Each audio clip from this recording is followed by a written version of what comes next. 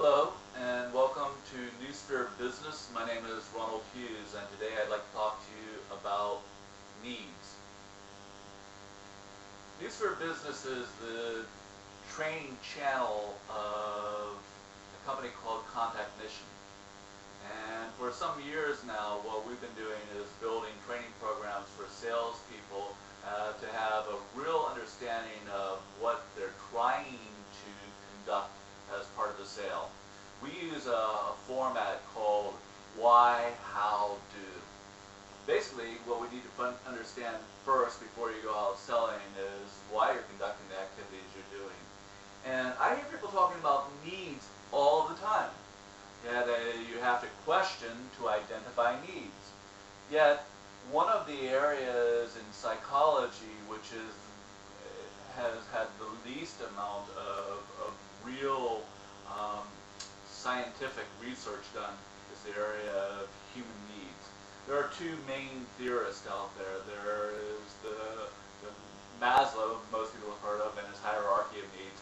And then there is a guy called Manfred Max-Neef, who was involved in looking at needs as well.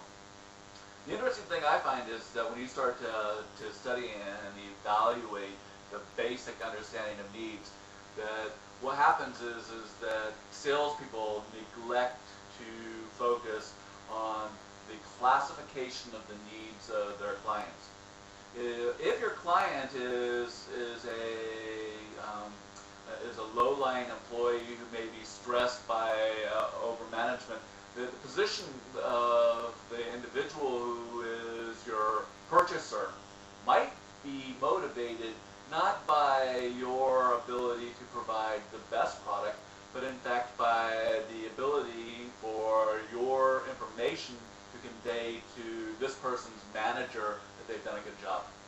And understanding the needs of the individual at the time that you're dealing with them, and it takes a lot of detailed information about the person that you're dealing with. If you aren't actually investigating who the person you're dealing with is, and you don't understand what their motivation is for seeing you, it's quite difficult to sell to them. On the other hand, people are very, very quiet about what it is that motivates them. They don't like to express it. What you'll find often is that a lot of corporate buyers express nothing about themselves, don't want to tell you what it is that makes them tick. Now the funny thing is that those people are working against themselves, because only when you truly express your needs to me can I really fulfill them as a salesperson. So I want to look at a couple things today. One is I want to look at something called the Octagonal bubble theory that was a creation of Abraham Maslow. It was not fully investigated. You'll probably not find any information about it out in the big wide world. But basically, 1954 or so, Abraham Maslow was riding on the wave of what do you call it, celebrity through his work in understanding needs. But by 1968, Maslow had come to believe that the theory was flawed. He came to believe that needs were not hierarchical, but in fact were transient. And as that is taken, what it means is basically that human needs, some people will be climbing to a particular area and may only go so far, but other people are motivated by different things. He found that a very small amount of people were actually motivated by altruism, doing for others. But he found that other people were motivated at the time by just sustaining their own needs. I like the works of Manfred Max-Neef, who said that he broke needs down into these areas. He called them sustenance needs, protection needs, affection needs, understanding needs, participation needs, leisure needs, creation needs, identity needs, and freedom needs. All of those areas are areas about the person themselves and the position they're in. And what happens is as you're affected by the outside world, so does your needs change. Abraham Maslow also was looking at how the effect of the day-to-day world changed your needs, into the position that he came up with an idea that said that there was, instead of being a hierarchy, that what happened is it was like you had an octagon, a bubble that was shaped with needs on 8 sides, or 8 areas of the surface of the bubble. And what happened was, as you experienced something or you were thinking about something and you were concentrated in a particular area, what would happen is that need became more prevalent.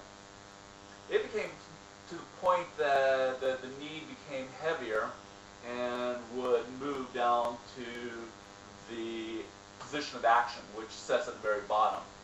Once the need is acted upon, it's like it's released. It loses its weight, and what happens is the bubble then rolls. So it's a good understanding that humans move from one need to another. Salespeople, why you need to understand that? Well, first off, is that you may spend an awful lot of time working with a customer in order to get them to reveal a certain number of needs to you. And at the point in which a customer buys from you, that customer's needs are fulfilled. When a customer's needs are fulfilled, the first thing that you need to understand for yourself is that they are replaced. The customer's needs have now been replaced. The customer signs a purchase order with you, gives you a check, hands over cash, gives you your credit card. What you need to look at this point is that the customer's needs have now changed. This is a good time for you to talk about what next. Too often, salespeople are ready to leave at the point in which the customer does the deal. And what you need to understand, or clearly you need to be thinking about, is that it is not when the customer has purchased from you that the selling is over. It's when the customer has finished purchasing from you that the dealing is over. And that doesn't take place until all the needs that you can fulfill are met. It's a good idea as a salesperson for you to start thinking more about the types of needs that are expressed by your customer. It's important for you as a salesperson to start studying more of the thinking behind what needs can do for you and what needs do against you. One of the things that salespeople also have to reflect on is that in a communication with 2 people, you'll have different needs being met by each. Often what happens with salespeople is that they're focusing almost entirely on their needs as providers for their family, their needs as to buy their own sports car. They're focusing on the wrong area of needs. You have to be in a position of helping someone else out in order to make sure that they're able to hear you. If you ain't focusing on helping your customer fulfill their needs and only are focusing on fulfilling your own, you're probably not going to get there. My name is Ronald Hughes. This has been another lesson from New Spirit Business, the training channel of Contact Ignition. We're located here in Dublin, Ireland. If you want to find out more information about our view on needs, you can drop us a line. Thanks very much for listening. Goodbye.